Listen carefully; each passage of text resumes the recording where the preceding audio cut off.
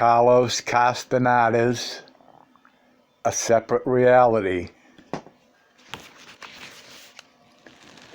Part 1, The Preliminaries of Seeing, Chapter 2. My visit to Don Juan started a new cycle. I had no trouble falling back again into my old patterns of enjoying his sense of drama and his humor and his patience with me. I definitely felt that I had to visit him more often. Not to see Don Juan was indeed a great loss for me. Besides, I had something of a particular interest that I wanted to discuss with him. After I had finished the book about his teaching, I began to re-examine the field notes I had not used. I had to discard a great deal of data because my emphasis had been on the states of non-ordinary reality. Rehashing my old notes, I had come to the conclusion that a skillful sorcerer could bring forth the most specialized range of perception in his apprentice by simply manipulating social cues.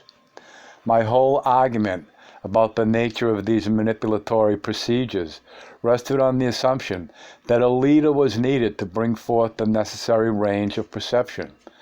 I took as a specific test case the sorcerer's peyote meetings. I contended that in those meetings, sorcerers reached an agreement about the nature of reality without any overt exchange of words or signs, and my conclusion was that a very sophisticated code was employed by the participants to arrive at such an agreement. I had constructed a complex system to explain the code and procedure, so I went back to see Don Juan to ask his personal opinion and advice about my work. May 21st, 1968. Nothing out of the ordinary happened during my trip to see Don Juan. The temperature in the desert was over 100 degrees and quite uncomfortable. The heat subsided in the late afternoon, and by the time I arrived at his house in the early evening, there was a cool breeze. But I was not very tired, so we sat in his room and talked. I felt comfortable and relaxed, and we talked for hours. It was not a conversation that I would have liked to record.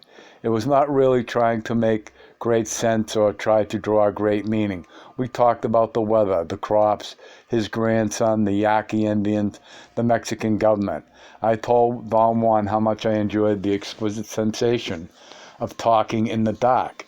He said that my statement was consistent with my talkative nature, that it was easy for me to like chattering in the darkness because talking was the only thing I could do at that time while sitting around. I argued that it was more than the mere act of talking that I enjoyed. I said that I relished the soothing warmth of the darkness around me. He asked me what I did at home when it was dark. I said I invariably would turn on the lights or would go out into the lighted streets until it was time to go to sleep. "Oh," he said incredulously, "I thought you had learned to use the darkness." "What can you use it for?" I asked. He said the darkness, and he called it the darkness of the day, was the best time to see. He stressed the word see with a peculiar inflection, like I try to do. I wanted to know what he meant by that, but he said it was not too late to go into it then. That it was too late to go into it then. May 22nd, 1968. As soon as I woke up in the morning, without any preliminaries, I told Don Juan that I had constructed a system to explain what took place at a peyote meeting, a mitote. I believe I said that right. I took my notes and read to him what I had done. He listened patiently while I struggled to elucidate my schemata. I said that I believed a covert leader was necessary in order to cue the participants so they could arrive at any pertinent agreement. I pointed out that people attended a mitote to seek the presence of Mescalito and his lessons about the right way to live, and that those persons never exchanged a word or a gesture among them, yet they agree about the presence of Mescalito and his specific lesson. At least that was what they purportedly did in the mitotes I had attended. They agreed that Mescalito had appeared to them individually and had given them a lesson. In my personal experience, I had found that the form of the individual visit of Mescalito and his consequent lesson were strikingly homogeneous, although varying in content from person to person. I could not explain this homogeneity except as a result of a subtle and complex system of cueing. It took me close to 2 hours to read and explain to Don Juan the scheme that I had constructed. I ended my talk by begging him to tell me in his own words what were the exact procedures for reaching the agreement. When I had finished, he frowned. I thought he must have found my explanation challenging. He appeared to be involved in deep deliberation. After a reasonable silence, I asked him what he thought about my idea. My question made him suddenly turn his frown into a smile and then into roaring laughter. I tried to laugh, too, and asked nervously what was so funny. "You're deranged," he exclaimed. "Why should anyone be bothered with cueing at such an important time as a mitote? Do you think one ever fools around with Mescalito?" I thought for a moment that he was being evasive. He was not really answering my question. "Why should anyone cue?" Don Juan asked stubbornly. "You have been in a mitote. You should know that no one told you how to feel or what to do, no one except Mescalito himself." I insisted that such an explanation was not possible, and begged him again to tell me how the agreement was reached. "I know why you have come," Don Juan said in a mysterious tone. "I can't help you in your endeavor because there is no system of cueing." "But how can all those persons agree about Mescalito's presence?" "They agree because they see," Don Juan said dramatically, and added casually, "Why don't you attend another mitote and see for yourself?" I felt that was a trap. I did not say anything, but put my notes away. He did not insist. A while later, he asked me to drive him to the house of one of his friends. We spent most of the day there. During the course of our conversation, his friend John asked me what had become of my interest in peyote. John had provided the peyote buttons for my first experience nearly 8 years before. I did not know what to say to him.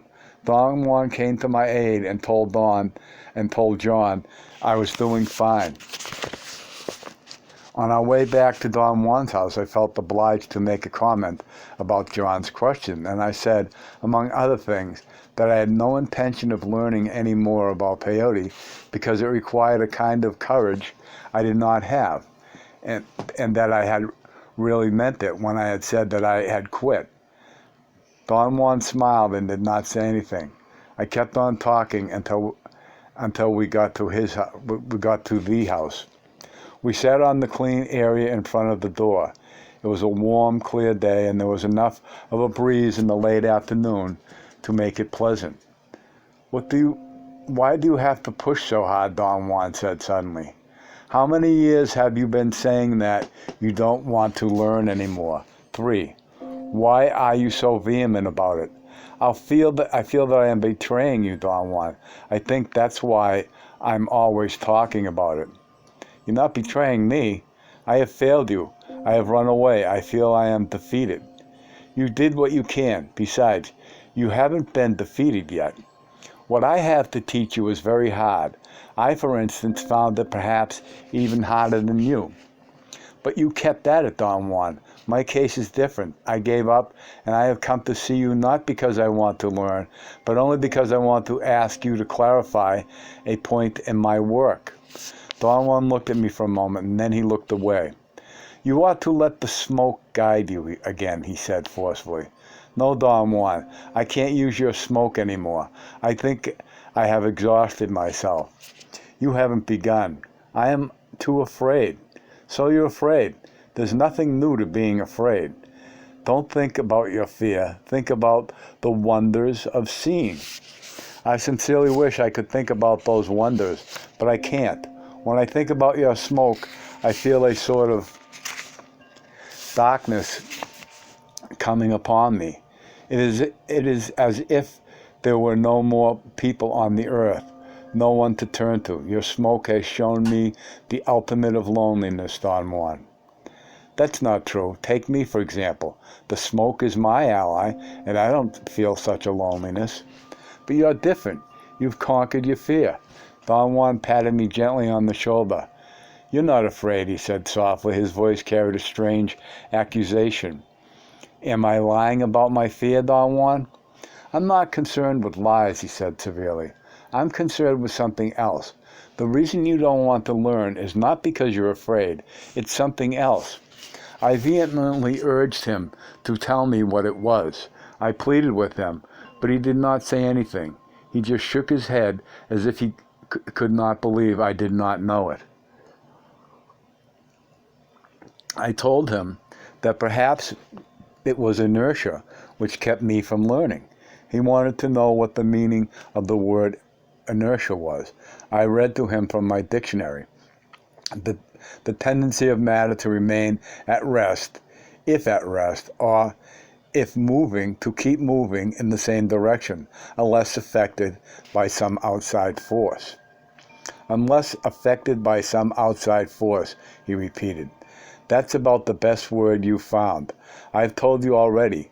Only a crackpot would undertake the task of becoming a man of knowledge of his own accord.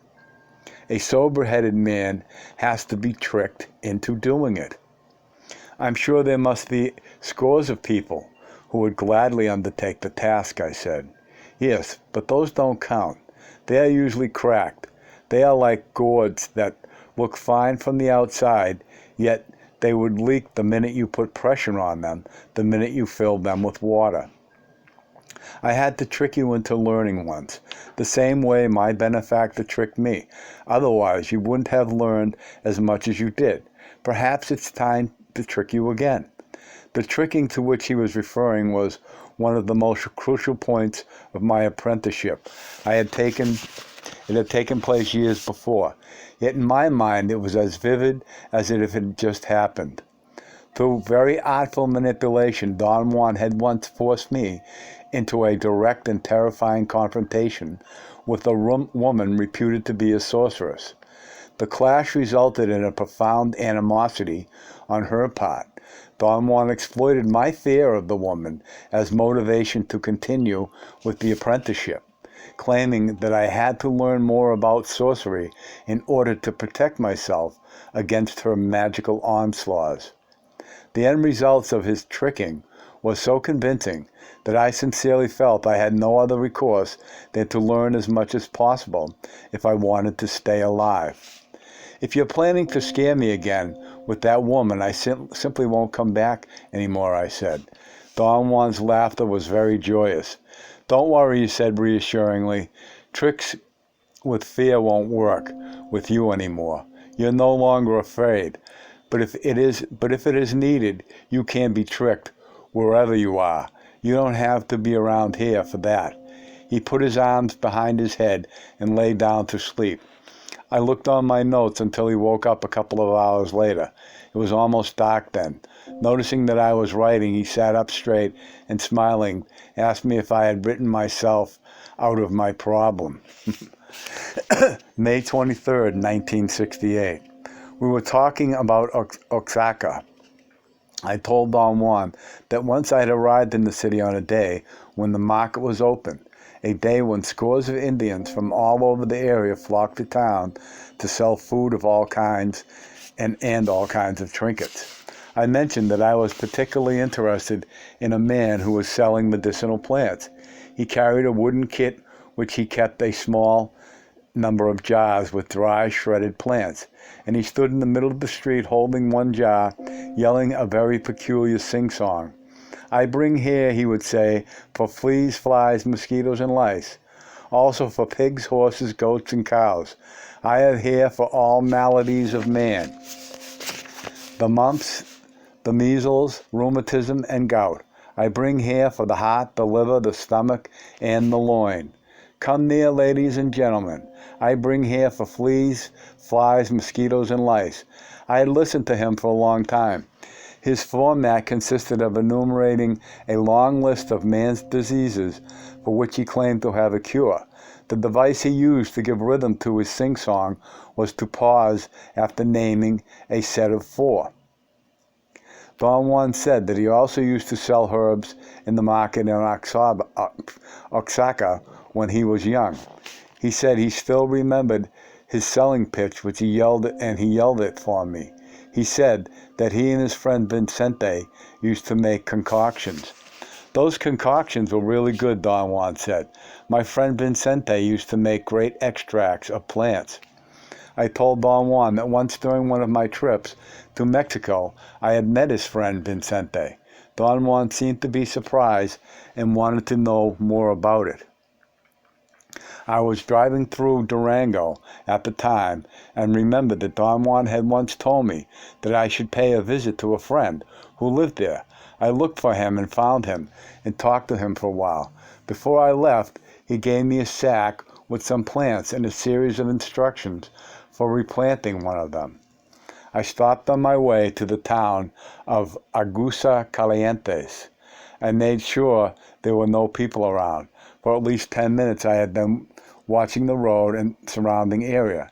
There had not been any houses in sight, nor cattle grazing alongside the road. I stopped on the top of a small hill. From there I could see the road ahead and behind me. It was deserted in both directions as far into the distance as I could see. I waited for a few minutes to orientate myself and to remember Don Vicente's instructions. I took one of the plants, walked into a field of cacti on the east side of the road, and planted it as Don Vicente had instructed me. I had with me a bottle of mineral water, which I intended to sprinkle the plant. I tried to open it by hitting the cap with the small iron bar I had used as a digging stick, but the bottle exploded and a glass sliver nicked my upper lip and made it bleed. I walked back to my car to get another bottle of mineral water. As I was getting it out of my trunk, a man driving a VW station wagon stopped and asked me if I needed help. I said that everything was all right, and he drove away. I returned to water the plant, and then I started back toward my car. When I was perhaps 100 feet away, I heard some voices. I hurried down a slope onto the highway and found 3 Mexicans at my car, 2 men and a woman. One of the men was sitting on the front bumper. He was perhaps in his late 30s, of medium height, with black curly hair. He was carrying a bundle on his back and was wearing old slacks and a worn-out pinkish shirt. His shoes were untied and perhaps too big for his feet. They seemed to be loose and uncomfortable. He was sweating profusely. The other man was standing about 20 feet away from the car. He was small-boned and shorter than the other man, and his hair was straight and combed backwards. He carried a small bundle that was older. He carried a small bundle and was older, perhaps in his late 40s. His clothes were in better condition. He had on a dark blue jacket and light blue slacks and black shoes. He was not perspiring at all and seemed to be aloof, uninterested. The woman appeared to be also in her 40s. She was fat and had a very dark complexion. She wore black capris, a white sweater, and black pointed shoes. She did not carry a bundle, but was holding a portable transistor radio. She seemed to be very tired, and her face was covered with beads of perspiration. When I approached them, the younger man and the woman accosted me. They wanted a ride. I told them I did not have any space in my car, and I showed them that the back seat was loaded to capacity, and there was really no room left. The man suggested that if I drove slow, they could perch on the back bumper or lying across the front fender. I thought the idea was preposterous, yet there was such an urgency in their plea that I felt very sad and ill at ease. I gave them some money for their bus fare. The younger man took the bills and thanked me, but the older man turned back disdainfully. I want transportation, he said. I'm not interested in money. Then he turned to me. Can't you give us some food or water, he asked. I really had nothing to give. They stood there looking at me for a moment. Then they began to walk away. I got into my car and tried to start the motor. The heat was very intense, and the motor seemed to be flooded. The younger man stopped when he heard the starter grinding and came back and stood behind my car, ready to push it. I felt a tremendous apprehension. I was actually panting desperately. The motor finally ignited, and I zoomed away. After I had finished relating this, Don Juan remained pensive for a long while. "Why haven't you told me this before?" he said, without looking at me.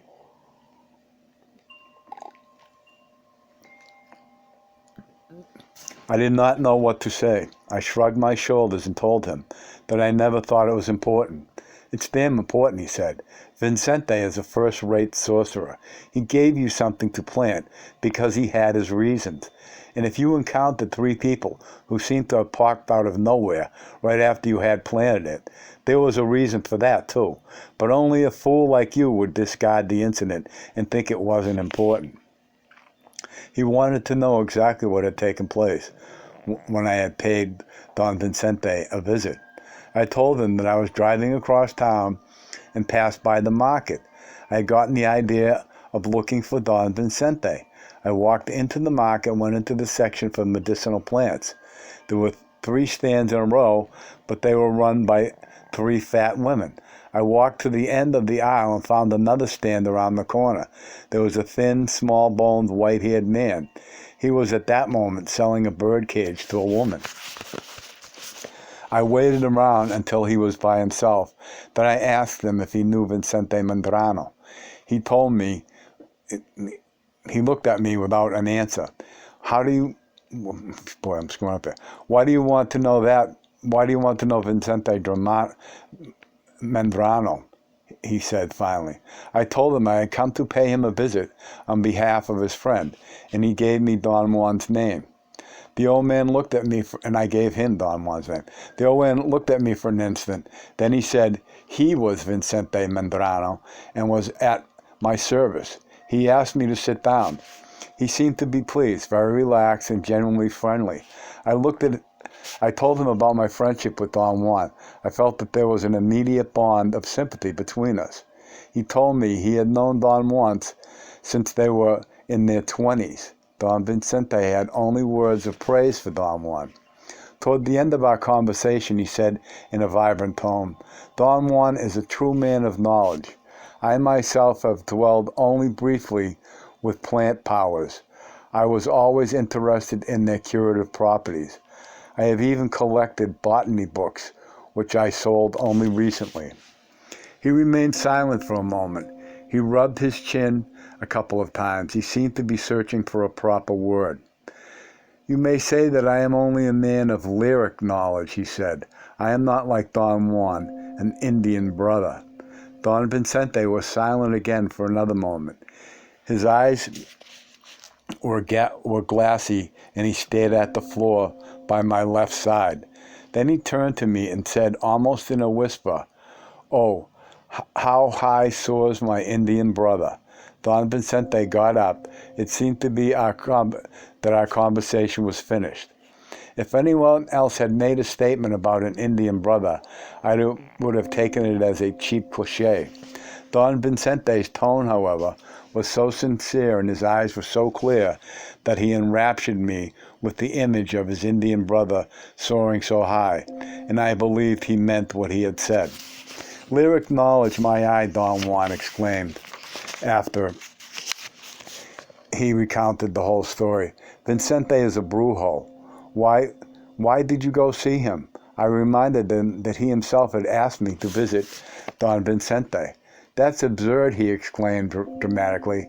"I said to you, someday, when you know how to see, you should pay a visit to my friend Vincente. That's what I said. Apparently, you were not listening." I argued that I could find no harm in having met Don Vincente, and that I was charmed by his manners and his kindness. Don Juan shook his head from side to side, and in a half-kidding tone expressed his bewilderment at what he called my baffling good luck. He said that my visiting Don Vincente was like walking into a lion's den armed with a twig. Don Juan seemed to be agitated, yet I could not see any reason for his concern. Don Vincente was a beautiful man. He seemed so frail. His strangely haunting eyes made him look almost ethereal. I asked Don Juan how a beautiful person like that could be dangerous. "You're a damn fool," he said, and looked stern for a moment. He won't cause you to harm by himself, but knowledge is power, and once a man embarks on the road of knowledge, he is no longer liable for what may happen to those who come in contact with him. You should have paid him a visit when you knew enough to defend yourself, not from him, but from the power he harnesses, which, by the way, is not his or anybody else's. Upon hearing that you were my friend, Vincente assumed that you knew how to protect yourself, and then made you a gift. He apparently liked you and must have made you a great gift, and you chucked it. What a pity. March 24th, 1968. I had been pestering Don Juan all day to tell about Don Vincente's gift. I had pointed out to him in various ways that he had to consider our differences. I said that what was self-explanatory to him might be totally incomprehensible to me. "How many plants did he give you?" he finally asked. I said 4, but I actually could not remember. Then Don Juan wanted to know exactly what had taken place after I had left Don Vincente's and before I had stopped on the side of the road. I could not remember either. "The number of plants is important, and so is the order of events," he said. "How can I tell you what his gift was if you can't remember what happened?" I shrugged unsuccessfully. I shrugged. I struggled unsuccessfully to visualize the sequence of events. "If you would remember anything what happened," he said, "I could at least tell you how you chucked your gift." Don Juan seemed to be very disturbed. He urged me impatiently to recollect, but my memory was almost total blank. "What do you think I did wrong, Don Juan?" I asked, just to continue the conversation. "Everything. But I followed Don Vincente's instructions to the letter." "So what? Don't you understand that to follow his instructions was meaningless?" "Why?" "Because those instructions were designed for someone who could see, not for an idiot who would go out with his life just by sheer luck. You went to see Vincente without preparation. He liked you and gave you a gift, and that gift easily could have cost you your life. But why did he give me something so serious? If he's a sorcerer, shouldn't he have known that I didn't know anything?" "No, he couldn't have seen that. You look as though you know, but you don't know much, really." I said I was sincerely convinced that I had never misrepresented myself, at least not deliberately. "I didn't mean that," he said. "If you were putting on airs, Vincente would have seen through you. This is something worse than putting on airs. When I see you, you look to me as if you were a great deal. And yet I myself know that you look to me as if you know a great deal. And yet I myself know that you don't." "What do you mean?" "What do I seem to know, Don Juan?" "Secrets of power, of course. A brujo's knowledge. So when Vincente saw you, he made you a gift, and you acted toward it the way a dog acts toward food when his belly is full. A dog pisses on food when he doesn't want to eat it anymore, so other dogs won't eat it. Not my dog. He just keeps eating it. You did that on the gift. Now, we'll never know what really took place. You have lost a great deal. What a waste." He was quiet for some time. Then he shrugged his shoulders and smiled. "It's useless to complain," he said, "and yet it is so difficult not to. Gifts of power happen so rarely in one's life that they are unique and precious. Take me, for instance. Nobody has ever made me such a gift. There are few people, to my knowledge, who have ever had one. To waste something so unique is a shame. I see what you mean, Don Juan, I said. Is there anything I can do to salvage the gift? He laughed and repeated several times, to salvage the gift. That sounds nice, he said. I like that. Yet there isn't anything one can do to salvage your gift. March 25th, 1968. Don Juan spent nearly all his time today showing me how to assemble trapping devices for small animals. We had been cutting and cleaning branches nearly all morning. There were many questions in my mind. I had to talk to him while we worked, and yet he had made a joke and said that of the two of us, only I could move my hands and my mouth at the same time. We finally sat down to rest, and I blurted out a question. What is it like to see, Don Juan? You have to learn to see in order to know that. I can't tell you. Is it a secret? It is a secret I should have. I can't get this. I shouldn't know. Oh, is it a secret I shouldn't know? I don't understand that. No, it's just that I can't describe it. Why? It wouldn't make sense to you. Try me, Don Juan said. Maybe it'll make sense to me. No, you must do it yourself. Once you learn, you can see every single thing in the world in a different way. Then, Don Juan, you don't see the world in the usual way anymore? I see both ways. When I want to look at the world, I see it the way you do. And then, when I want to see it, I look at it the other way, I know, and I perceive it in a different way. Do things look consistently the same every time you see them? Things don't change. You change your way of looking, that's all. I mean, Don Juan, that if you see, for instance, the same tree, does it remain the same every time you see it? No, it changes, and yet it is the same. But if the same tree changes every time you see it, your seeing may be a mere illusion. He laughed and did not answer for some time, but seemed to be thinking. Finally he said, whenever you look at things, you don't see them. You just look at them. I suppose to make sure that something is there. Since you are not concerned with seeing, things look very much the same every time you look at them. When you learn to see, on the other hand, a thing is never the same every time you see it, and yet it is the same. I told you, for instance, that a man is like an egg. Every time I see the same man, I see an egg, yet it is not the same egg. But you won't be able to recognize anything since nothing is the same, so what's the advantage of learning to see? You can tell things apart. You can see them for what they really are. Don't I see things as they really are?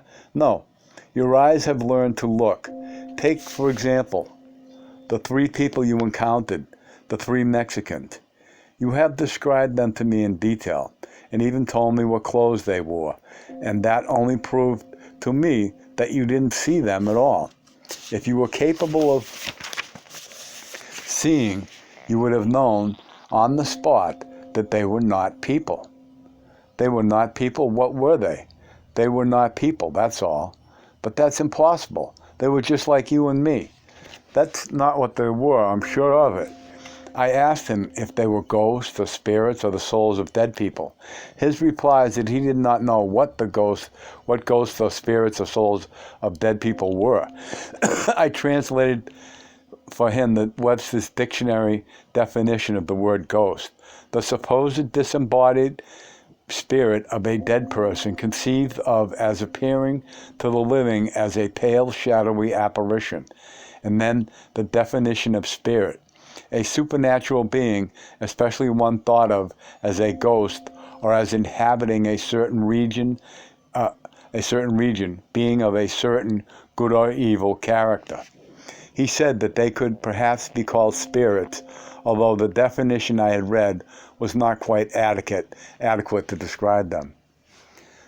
Are they guardians of some sort, I asked. No, they don't guard anything. Are they overseers? Are they watching over us? They are forces, neither good or bad, just forces that a brujo learns to harness. But are they the allies, Don Juan? Yes, they are the allies of a man of knowledge. This was the first time in 8 years of our association that Don Juan had come close to defining ally. I must have asked him to do so a dozen times. He usually disregarded my question, saying that I knew what an ally was, and that it was stupid to voice what I already knew. Don Juan's direct statement about the nature of an ally was a novelty that I was compelled to him to probe. You told me that allies were in the plants, I said, in the Jimson weed and in the mushrooms. I never told you that, he said with great conviction. You always jump to your own conclusions. But I wrote it down in my notes, Don Juan. You may write whatever you want, but don't tell me I said that. I reminded him that he had at first told me his benefactor's ally was the Jimson weed and his own ally was the little smoke, and that he had later clarified it by saying that the ally was contained in each plant. No, that's not correct, he said, frowning. My ally is the little smoke, but it doesn't mean that my ally is in the smoking mixture or in the mushrooms or in my pipe. They all have to be put together to get me to the ally.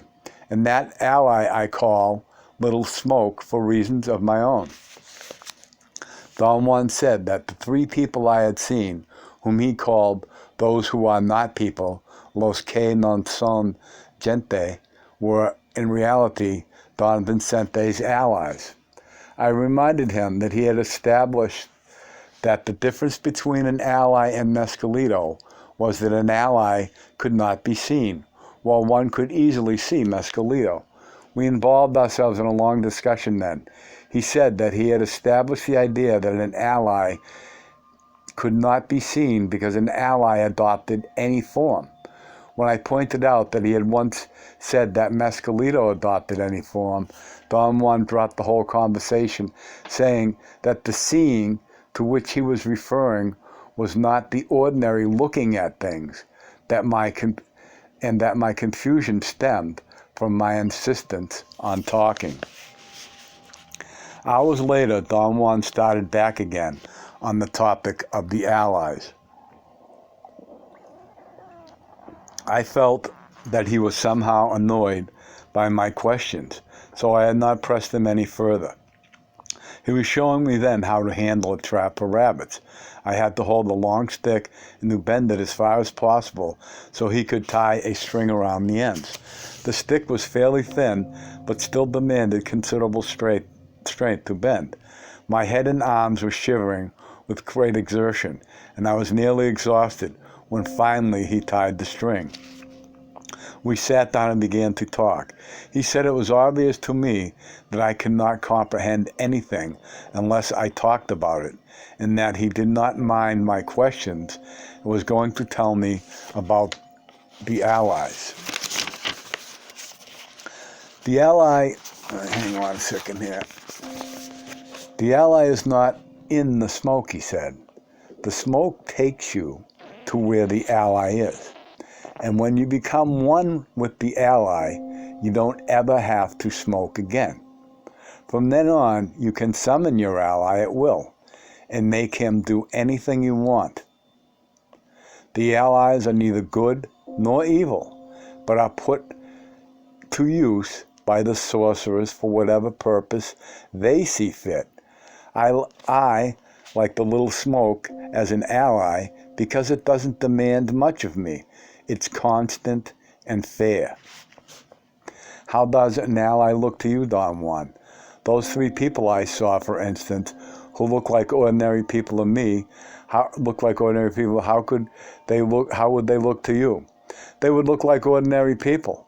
Then how could you tell them apart from real people? Real people look like luminous eggs when you see them. Non-people always look like people. That's what I meant when I said you cannot see an ally. The allies take different forms. They look like dogs, coyotes, birds, even tumbleweeds, or anything else. The only difference is that when you see them, they look just like what they are pretending to be. Everything has its own way of being when you see. Just like men look like eggs, other things look like something else. But the allies can be seen only in the form they are portraying. That form is good enough to fool the eyes, our eyes, that is. A dog is never fooled, neither is a crow. Why would they want to fool us? I think we are clowns. We fool ourselves. The allies just take the outward appearance of whatever is around them, and then we take them for what they are not. It is not their fault that we have taught our eyes only to look at things. I am not clear about this function, Don Juan. What do allies do in the world? This is like asking me, what do men do in the world? I really don't know. We are here, that's all. And the allies are here like us. And maybe they have been here long before us. What do you mean before us, Don Juan? We men have not always been here. Do you mean here in this country or here in this world? We involved ourselves in another big long argument at this point. Don Juan said that for him, there was only the world, the place where he put his feet. I asked him how he knew that we had not always been in this world. Very simply said, we men know very little about the world. A coyote knows much more than we do. A coyote is hardly ever fooled by the world's appearance. How come we can catch them and kill them, I asked, if they are not fooled by the appearances? How come they die so easily? Don Juan stared at me until I became embarrassed. We may trap or poison or shoot a coyote, he said. Any way we do it, a coyote is an easy prey for us because he is not familiar with man's machinations. If the coyote survived, however, you could rest assured that we would never catch up with him again. A good hunter knows that and never sets his trap twice on the same spot, because if a coyote dies in a trap, every coyote can see his death, which lingers on, and thus they will avoid the trap or even the general area where it was set. We, on the other hand, never see death, which lingers on the spot where one of our fellow men has died. We may suspect it, but we never see it.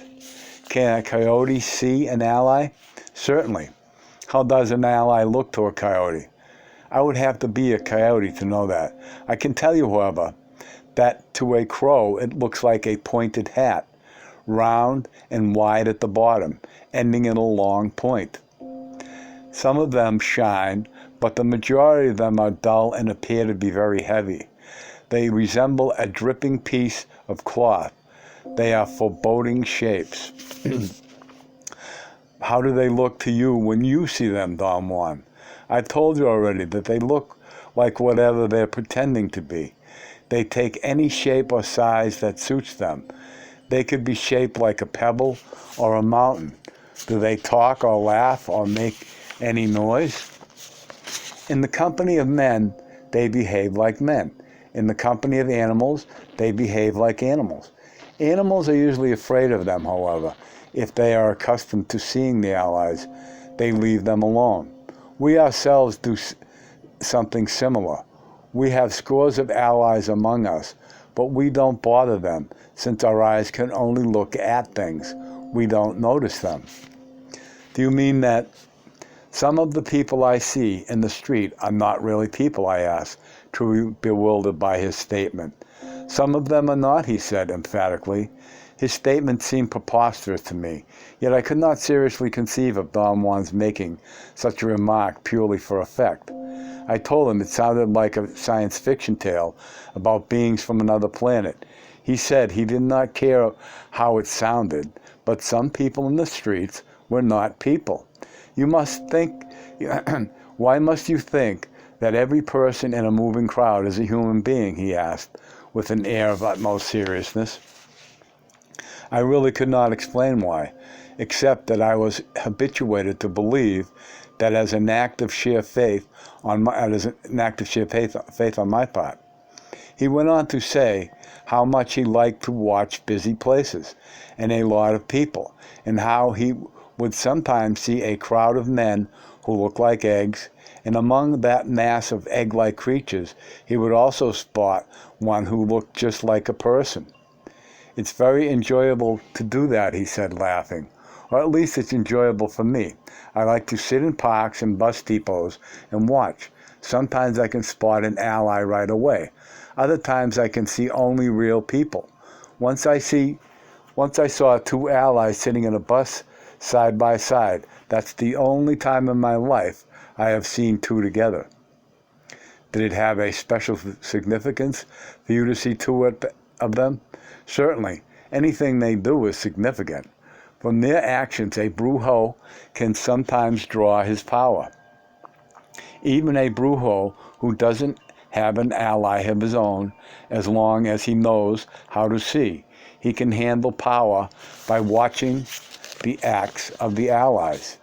My benefactor taught me to do that, and for years before I had my own ally, I watched for allies among crowds of people, and every time I saw one, it taught me something. You found three together. What a magnificent lesson you wasted. He did not say anything else until we finished assembling the rabbit trap. Then he turned to me and said suddenly, as if he had just remembered it, that another important thing about the allies was that if one found two of them, they were always two of the same kind. The two allies he saw were two men, he said, and since I had seen two men and one woman, he concluded that my experience was even more unusual. I asked him if the allies portrayed children, if children could be of the same or different sex, and if the allies portrayed people of different races, if they could portray a family composed of a man, a woman, a child, and finally asked him if he had ever seen an ally driving a car or a bus. Don Juan did not answer at all. He smiled and let me do the talking. And when he heard my last question, he burst out laughing and said that I was being careless with my questions, that it would have been more appropriate to ask if I had ever seen an ally driving a motor vehicle. You don't want to forget motorcycles, do you? He said with a mischievous glint in his eye. I thought his making fun of my question was funny and lighthearted, and I laughed with him. Then he explained that allies could not take the lead or act upon anything directly. They could, however, act upon man in an indirect way. Don Juan said that coming into contact with an ally was dangerous because the ally was capable of bringing out the worst in a person. The apprenticeship was long and arduous, he said, because one had to reduce to a minimum all that was unnecessary in one's life in order to withstand the impact of such an encounter. Don Juan said that his benefactor, when he first came into contact with an ally, was driven to burn himself and was scarred as if a mountain lion had mauled him. In his own case, he said, an ally pushed him into a pile of burning wood, and he burned himself a little on the knee and shoulder blade, but the scars disappeared in time when he became one with his ally. End of chapter.